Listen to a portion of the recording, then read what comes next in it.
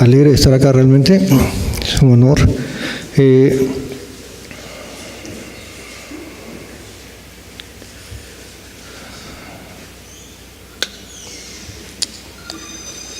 Bueno, mi nombre es Óscar Sosa, trabajo en el Hospital Almenara y voy a hablar algo sobre el tema que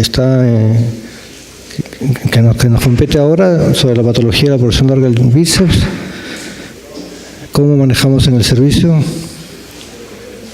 Con esto, ¿no? Ya, está. Bueno, como ya sabemos, el bíceps puede llegar a ser uno de los elementos que causa mayor dolor en el hombro. Hago hincapié en la evaluación clínica. Realmente es muy importante no tratar resonancias ni imágenes, sino realmente pacientes, que es lo que a veces lo que debemos hacer siempre y a veces no ocurre por muchos factores, pero la clínica hay que ponerle hincapié siempre. El examen físico, bueno, también ya se habló bastante. Algunas maniobras que siempre ayudan, la Jergensen, Speed, O'Brien, aunque ninguna es por sí sola suficiente pero sí pueden dar una buena pauta sobre la lesión. Y esto que dice acá abajo, evaluación del trofismo y balance muscular, yo considero que es importantísimo. Nosotros no estamos acostumbrados a eso, a evaluar trofismo muscular y contracturas, hipotrofias de cuello, cintura escapular y miembros superiores, y eso es lo que realmente puede ayudar en gran medida a que el paciente pueda empezar a recuperarse, inclusive antes de una cirugía. Bueno, acá tenemos lo que todos disponemos de imágenes, generalmente la radiografía, que son las primeras, nos parece que va mejor la AP verdadera y la outlet. La ecografía, la resonancia también, evidentemente. Y lo que nosotros iniciamos casi siempre, por la característica de los pacientes que llegan a la Almenara, que todos llegan referidos, como es un hospital, cabeza de red, llegan referidos de otros hospitales con muchos meses, por no decir años a veces, de lesión o de molestia. Entonces, de todas maneras, todos tienen un componente muscular importante de hipotrofia, contractura, a veces rigidez de hombro, y eso es una complicación mayor porque en realidad no conviene operar a un paciente en ese momento, sino más bien prepararlo con medicina física y rehabilitación. Inicialmente se indica descanso, hielo, AINES, que no siga con sus actividades que agravan el cuadro, y rehabilitación. Inclusive la rehabilitación puede llegar a ser protagonista si es que va muy bien, y hay algunos pacientes que prefieren ya no operarse, por ejemplo. Y luego, según el caso, se plantea el tratamiento quirúrgico. Es importante ya haber llegado a determinar la causa primaria de las molestias. En el caso del bíceps, ver cómo está el tendón, la extensión de la lesión y principalmente qué patología asociada tiene, porque casi todos nuestros pacientes tienen una patología asociada. Estos son algunos de los procedimientos que pueden hacerse quirúrgicamente, aunque la verdad que no conviene hacer una descompresión de la porción larga en la corredera, porque implica prácticamente dejarlo inestable al ligamento, pero está descrito que se puede hacer. También una debridación. La verdad que no conviene debridar un tendón. Por ejemplo, ahí vemos imágenes arriba y la arriba y la del medio son tendones sumamente alterados, degenerados, y debridar un tendón de esos la verdad que no tiene mayor sentido, igual que el último de abajo que ya tiene sinovitis, una metaplasia, ¿no? Lo que sí ayuda, por ejemplo, es una descompresión subacromial. En caso de que se trate de una tendinopatía de bíceps secundaria, un pinzamiento, da buenos resultados según algunos reportes de Valls y colaboradores, cuando el espacio que queda por lo menos mide 7 milímetros y se hace una tenodesis o tenotomía además. Hablemos un poco de la tenotomía de la porción larga del tendón del bíceps. Ahí está una imagen de disección cadavérica con una zona donde se suele hacer la tenotomía, Y como ya sabemos, consiste en cortar o separar esa zona del resto, o sea, la inserción del resto del tendón. Y esta técnica fue propuesta inicialmente para tratamiento de la tendinopatía recalcitrante, o sea, la que realmente no mejora con ningún tratamiento, la inestabilidad del bíceps y los cambios degenerativos. Los pacientes con esa técnica pueden llegar a experimentar hasta casi 100%, en casi 100% de los casos, mejoría del dolor. Y inclusive algunos retornan en gran porcentaje también a las actividades previas y al deporte, pero sí hay la posibilidad de que desarrollen la deformidad de Popeye y también, como ya se dijo, los calambres y la falta de fuerza para movimientos del codo con fuerza, ¿no? Estábamos hablando de la tenotomía del bíceps. A nosotros nos parece que es sumamente fácil hacerla vía artroscópica, no presenta mayor problema. En realidad se puede hacer con tijeras, con cualquiera de los elementos que no tenga mano, una radiofrecuencia, un shaver. Es fácil y rápido. Ahora pasemos a hablar un poco de la tenodesis, las tenodesis en general. Las indicaciones tradicionales eran las lesiones parciales del bíceps, subluxación del tendón, como hablamos, tendinopatías recalcitrantes, atrofia y una enfermedad secundaria, la lesión del manguito o pinzamiento. Bueno, este es un esquema de la tenotomía suprapectoral e infrapectoral. Inclusive inicialmente en el año 26, en un artículo de Hillcrest, él había reportado que un tendón roto del bíceps lo podía fijar al coracoides, increíblemente. Cuando se hace la tenodesis se fija, como ya hemos escuchado, a la escotadura, ¿no? a la escotadura bicipital. Y inicialmente, con técnica abierta, se preconizaba una técnica que se llama el agujero de encerradura, en ojo de cerradura. Actualmente se prefieren los tornillos interferenciales.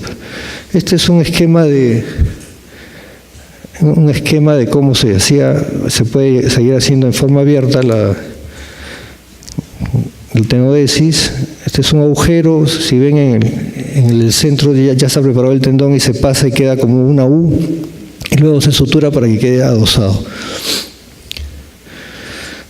Este esquema ya es un poco más moderno, es para tornillos interferenciales. Se exterioriza el tendón, se le prepara y luego con las guías y con el tornillo se hace la tenodesis. Tenemos en la imagen de la izquierda una exteriorización del tendón, en la derecha es un modelo cadavérico con una tenodesis pero alta, ¿no? A nivel casi de la articulación. Este es el esquema de la tenodesis infra o subpectoral. Ahí vemos el abordaje en donde debe hacerse. Se libera el tendón y luego se prepara y se hace la tenodesis, que igual con tornillos interferenciales. El esquema de la izquierda es la exteriorización a ese nivel y el de la derecha es cuando se está haciendo el túnel. Entonces, para hablar un poco sobre la tenodesis subpectoral, entonces se tiene que tomar en cuenta definitivamente la inserción del tendón del pectoral mayor, el borde inferior o apenas proximal. El área de trabajo es la región anatómica del cuello del húmero, eso hay que tenerlo presente porque lamentablemente esa zona es una zona que suele fracturarse dentro de cuando hay traumas en el húmero, quiere decir que tiene una capacidad de no resistir tanto al trauma y en este caso se va a perforar en esa zona. Otro que hay que tener en cuenta es la proporción tendón-músculo que va disminuyendo al hacerse distal el tendón. Y tener en cuenta que la unión músculo-tendinosa está proximal al borde superior del tendón del pectoral mayor. Tenemos una imagen de disección anatómica. La de la izquierda es más o menos como está, sin disección. La del medio es habiendo disecado ya la vaina que cubre al tendón en su escotadura, y vemos que es una inserción más o menos amplia del tendón, y recién el borde inferior es la parte de abajo, o sea que a ese nivel prácticamente ya no se ve el tendón como se ve más proximal, sino es más músculo, ¿no? En el gráfico de la derecha se compara la proporción entre tendón puro y músculo, y vemos que a nivel distal ya prácticamente es casi la mitad. Las técnicas de tenodesis en general para subpectoral se puede hacer con tornillo de interferencia, que es la tendencia actual, se puede hacer con endobotón, con anclas y con agujeros de tipo cerradura. En la técnica interferencial hay que tener en cuenta que el túnel de diámetro más usado es el de 8 milímetros. Eso en estudios se ha visto que crea un estrés mecánico y por lo tanto aumenta el riesgo de fractura. Y además hay que tener en cuenta que son posibles las complicaciones neurológicas, especialmente del nervio musculocutáneo, si la disección no se hace prolija o si se hace una disección es mucho tiempo después que el paciente ha estado siendo operado artroscópicamente. La verdad que se deforma un poco la zona y es más difícil. Tenemos algunas imágenes. En la izquierda se exterioriza el tendón, luego se le mide con ese aparato, con ese medidor, y finalmente en el gráfico de la derecha está una radiografía en donde se indica dónde más o menos, en donde termina esa línea blanca, es que se ubica el punto de anclaje. Entonces, ya se había planteado la situación entre tenotomía versus tenodesis. Es importante que, como mencionaron, hay muchos artículos y principalmente metaanálisis sobre el tema. Yo he tomado uno del año 17 que se hizo por unos autores chinos, la Universidad Fudan en Shanghái. Ellos tomaron un grupo de varios artículos publicados con distintos números de casos en donde se reportaban tenotomías y tenodesis, y finalmente llegaron a algunas conclusiones. Que ambas, tanto la tenotomía como la tenodesis, son efectivas para el alivio del dolor y la mejora funcional. Este artículo fue hecho en tenotomías o tenodesis realizadas conjuntamente con tratamiento del manguito rotador, y que prácticamente no presentaban diferencias, excepto en un puntaje menor en la escala de Constant y un mayor riesgo de la deformidad de Popeye con la tenotomía. Otros factores a considerar eran, para elegir alguna de las técnicas, era la edad, como ya sabemos, riesgos y beneficios del procedimiento, tiempo de rehabilitación, expectativas del paciente, que es muy importante, costos, aspecto cosmético, preferencia del cirujano también. Y finalmente recomendaban, ya que la tenotomía es más simple, más rápida y no presenta complicaciones de implante, por ejemplo, la recomendaban en pacientes mayores, como ya sabemos, actividad física menor y que no tuvieran preocupación cosmética especialmente, además de realizar el tratamiento de la lesión del manguito rotador. En el servicio en el Hospital Almenara, donde trabajo, en la unidad de artroscopía, nos llegan pacientes de mediana edad para arriba, excepcionalmente jóvenes.